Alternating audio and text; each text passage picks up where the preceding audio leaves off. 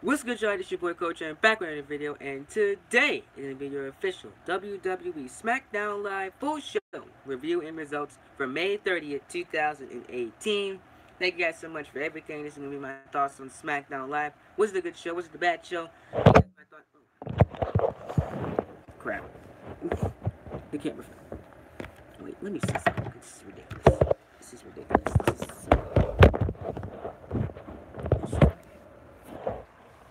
Nope, it's still gonna fall. Oof.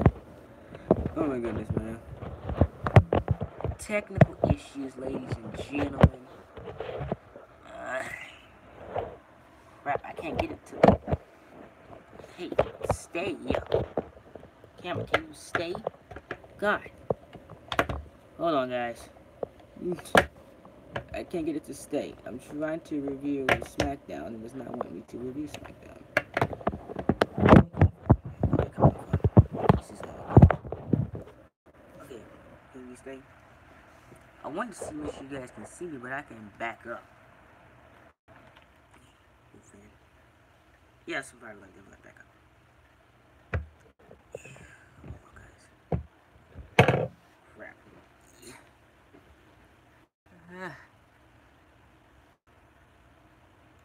Okay. How you doing, Ken SJ? Welcome back to YouTube. Just was gonna get into that. Can you guys see me? Alright, that's good enough. Alright. This is gonna be my official review results for SmackDown Live. All I wanna say is shout out to Ken SJ. Welcome back to YouTube, man. Oh, don't forget to like the video as well. Welcome back. It was a very, very good, time yesterday. See you come back. I watched both of your videos from yesterday, man. Yes, I will be doing a WWE Q&A on one of these days this week. I am planning on doing it. Not probably. We could do that at the end of this video, maybe. After I finish reviewing SmackDown Live, I can do a WWE Q&A if you guys want me to do it. Alright. Yeah, we could do it at the end of this video, so just stick around. The review's not going to be that long anyway. I'm just going to go over SmackDown Live real quick, and then we could do our WWE Q&A to round it out. But shout outs to you, man. Congrats. Welcome back. And really appreciate you making your return back to YouTube.com. Today, I got this today, and I'm doing a Call of Duty stream later on today, man. So I'm going to be playing Call of Duty World War II campaign for you guys today, It's just a little chill day, so hope y'all stay tuned for that one, ladies and gentlemen. But let's talk about SmackDown Live. First of all, hi JBoy60. Shout outs to you as well. Thanks for commenting in my video. So shout outs to you. Thank you for that one. So here we go. First of all, talking about SmackDown Live. It was a very, very good edition of SmackDown Live. It built nicely to where we were going to. Okay, alright. See you later then, man. It built nicely to what they were going for. I love what WWE did with this edition of SmackDown Live, especially with Samoa Joe, because Samoa Joe is the best thing on SmackDown Live. I mean, one of the best heels on SmackDown Live, for sure. And I really enjoyed this edition of SmackDown Live. Very good shows for WWE, from Raw and SmackDown. I didn't cry, I didn't moan, I didn't complain. The only thing I'm complaining is one single thing on this show that I got to complain about, and that was that dance-off between Lana and Naomi. Absolute garbage. We'll go over that later. But that's the only thing I complain about. Everything else, enjoy it. No problem with it.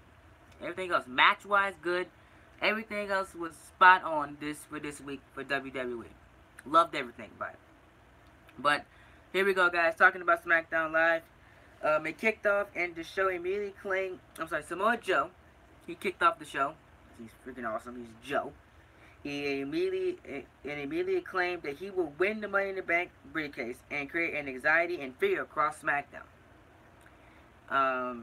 That the WWE champion will have to endure. He vowed to introduce Bryan to a fate worse than forced retirement and brought up Bryan, Bree, and Birdie, claiming Bryan will be home with them soon enough.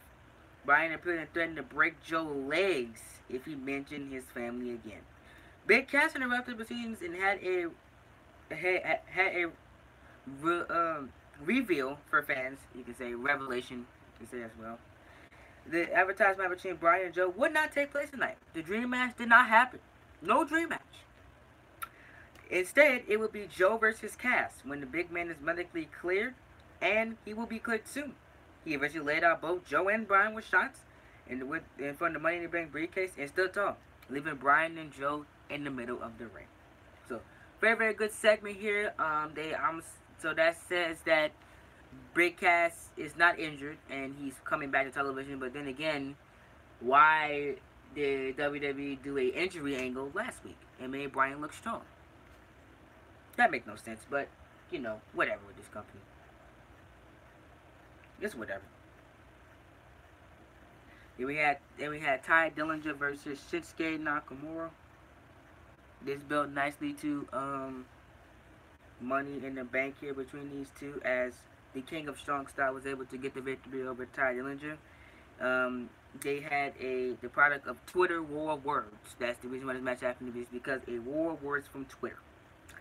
The only thing I have to complain about is, why are we having matches in 2018 from a war of words on Twitter? That's good storytelling in 2018. I have no idea. What's that? I mean, you can use Twitter to confirm that you're coming back, or confirm that you want a match with this guy, or you see to tell why you're fighting. But why are you fighting just from Twitter? There's nothing in ring or nothing in the background to see why these two men are fighting because of Twitter. Or you can say, oh, to build momentum towards Money in the Bank. Nothing. You're just fighting because from a war of words on Twitter. Great job, WWE. Great job. But in the end, Nakamura was able to defeat Dillinger with a Kinshasa. Very, very good match between these two. But you know, the only thing that made no sense was why they're fighting. They didn't give me a good reason. Not a war on Twitter will make why you're fighting. Make no sense to me. But a dance off between we had the dance off between Lana and Naomi, man. I don't even know where to begin with this, man. I came to see wrestling, not a dance off. Are you kidding me? This is the best you can come up with Lana, and she's supposed to be my Miss Money in the Bank. Naomi and Lana legitly could beat a Nia Jax or a Carmella. Think about that. And they're dancing. I'm supposed to see wrestling. I'm not supposed to see dancing on my show. What is this? Makes no sense. Because the writing team apparently forgot that this is not 2002. You know, they act like it's 2002. They act like it's 1995 up in here whenever we had good television. Lana and Naomi met in their dance off as they build to the women's Money in the Bank match. It makes the women's Money in the Bank match look less legit because two of their competitors are dancing in the middle of the ring. So how am I supposed to say, oh, the women's Money in the Bank going to be good? You know what I'm saying? See, you got legit people in that match. No, it doesn't.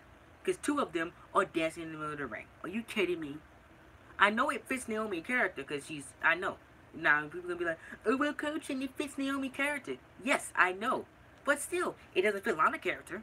Lana's not a dancing machine. Lana should be beating Naomi up. She's supposed to be the heel, right? Right? So don't give me that excuse. Now, I forgot to mention, that's Naomi's character. Okay? But still, it doesn't fit Lana's character. Lana's supposed to be the ravishing Russian. That woman that's going to crush every woman and climb that ladder and win Miss Money in the Bank. Not dancing with her foe in the Money in the Bank ladder match. So telling me they're going to dance at the Money in the Bank? Come on, give me a break, people. Why? Why this on my television set? I know it's entertainment, but still. Give me a break. Lana went first despite during an impressive pop, and she got over for this. The crowd ate this up. While doing whatever she does that consists dancing. Naomi brought my energy and drew a nice pop in her own right after while participants and inexplicably danced together. That was the worst part about it. They danced together. Ridiculous. On for Lana to show her true colors and drop Naomi. That was the best part of it right there. Right there when she dropped Naomi. Yeah, the entire thing broke down. The Usos took the fight to Aiden English and Rusev. Lana found herself on the receiving end of a rear view Babyface took still tall to close out the segment. C minus. Overall C minus segment. Was there no better way to set up the next week's six-man tag team match? Y'all gotta see 6-man tags on SmackDown. Putting Naomi and Usos against Lana, Rusev, and Angels. A dance-off in 2018. That's what I said. This ain't 2002. This ain't 2003. It's 2018. Come on. Grow up, WWE. It was a waste of a segment, and that did nothing to create any more or less excitement for the Money in the Bank ladder match. What does a dance-off have to do with you climbing the ladder to become Miss Money in the Bank? Nothing. Nothing. Made no sense. Think of that, people. Think of that. How does this help the Money in the Bank ladder match? Think of it. Put it in the comments down below. How does a dance-off help the Money in the Bank ladder match? I'm telling you all how it is. And most people agree with me. Most people agree with me on Twitter. Most people are going to agree with me in this video. How does a dance-off help the Women's Money in the Bank ladder match? The worst part of SmackDown Live was this match. Sad. Worst of all, it hacked back to the time when women could not wrestle, made up for in segments like this. That's exactly what it did. Even if it plays to the characters involved, it was unnecessary and a waste of everyone involved. It fits Naomi's character. I understand that. But Lana's character doesn't fit. She's supposed to be the ravishing woman that will make it Lana in the Bank. A legit heel. She showed me that she loves to dance. Ridiculous. But back to some good television here. We had the New Day versus The Miz and the Bar. New Day sought to continue his winning ways of late, teaming up with The Miz, Sheamus, and Starway in a huge 6-man tag team match. Again, keep in mind, ladies and gentlemen, we did not see any New Day call, no reveal of the person that will be going to Money in the Bank for the New Day. I told you guys, they will reveal this on the last SmackDown Live before Money in the Bank. That's going to be the big storyline going around Money in the Bank. Which New Day member will be in the ladder match? Or they might reveal it either the last SmackDown Live before Money in the Bank or Money in the Bank itself. Could you imagine that teaser? We don't know who's going to be the fighter for the New Day, and then we find out at Money in the Bank, and then the speculation begins talking. People be talking, who's going to be the 8th man? Who's going to be the 8th man for, who's going to be the 4th man for SmackDown Live? Who's going to be the 8th man in the Money in the Bank ladder match? We have no idea. That's good television. Good storytelling by SmackDown Live. Cody found receiving the end of a 3-on-1 beating as the heels isolated him from the partner took them out. But in a hot tag, at one point the heels did waste the Big E, leaving the Memphis at a disadvantage. Kingston made the hot tag to Xavier Woods, who exploded into the match after exchanging with Cesaro. He made the tag to Big E, who entered with endless energy. That's what Big E does. And with Wilson sobbing at the bar at ringside, Big E delivered the Big E on the Miz and scored the victory. New Day defeated this match. Any comments are trying to involve, he is guaranteed to deliver. Another 6-man involved right now in the tag team setting. Have bad matches or in single settings. There are workhorses for WWE among the most reliable performers on the roster. I agree with that, man. These are the best 6 that WWE has on SmackDown Live. Guarantee you that. Big S in the spotlight, and if I did not know better, it was seen as though the big man may be in line for a singles push at some point soon. Miz eating the pin could be a good thing. Typically, the guys who win the Money in the Bank briefcase are on a bit of a losing streak, and Miz is on a losing streak. Keep that in mind. Ahead of their match, a red hair in the source to keep the fans guessing, and they keep me guessing.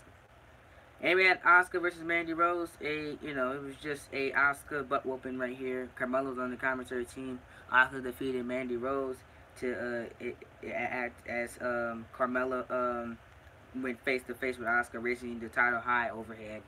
Do you want to see a Carmella versus Asuka match? I don't want to see one, but it's whatever. I think hopefully Asuka gets that women's championship off Carmella, her in a hurry.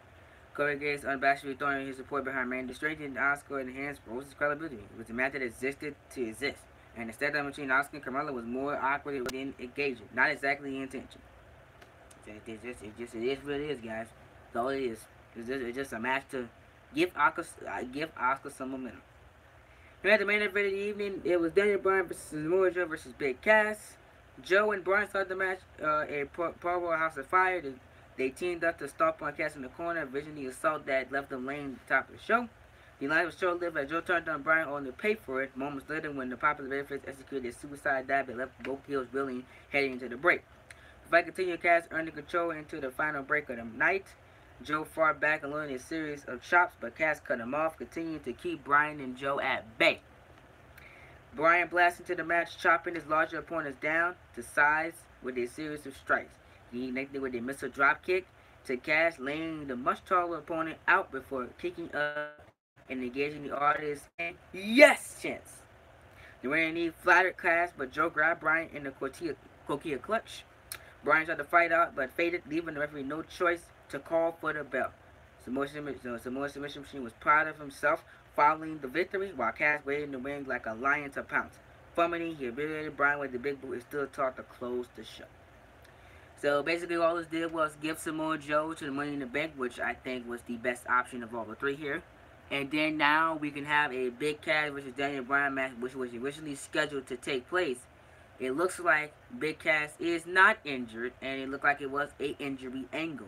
So WWE kind of played all of us, because rumors were circulating that Cass was injured and he would miss WWE Money in the Bank. So I was swerved, you were swerved after Big Cass came back, and that's for the short of a time. I believe after 1 to 2 weeks he came back, and he's back on our television sets. I couldn't believe it. You couldn't believe it. I was shocked. But overall, it did what it needed to do. So it looks like we're going to be getting Daniel Bryan versus Big Cass at Money in the Bank. And it looks like we're going to be getting also and Samoa Joe will be added to the men's Money in the Bank. So the men's Money in the Bank match is filled on the SmackDown Live side, and that completes everything. So the men's Money in the Bank match, both sides are filled. I believe both sides are filled for the women's side as well, and that is it. And that was SmackDown Live, guys. Overall, a very, very good show. I really enjoyed this show. And you guys want me to do a WWE Q&A, I will be doing a WWE Q&A. I'm planning on either doing that either Thursday, tomorrow, or Friday for you guys. Since I probably won't be able to do Train Talks until I get home Friday, I will probably go live with a WWE Q&A for my fans. So, if you guys want to see a WWE Q&A, please comment in the comment section down below. Kenneth J left, so Kenneth J had to go for a bit, so I couldn't do it in this stream, but I would try. Oh, you look like he's back. What's up? Who joined the stream? How you doing? Hit that like button, please. Thank you. But overall, I did enjoy SmackDown Live. Very, very good show. The only thing I didn't enjoy was the dance-off between Lana and Naomi. It was a complete waste of time. It fit Naomi's character, but why? What does that have to do with climbing a ladder to get a briefcase? Can you guys explain it to me?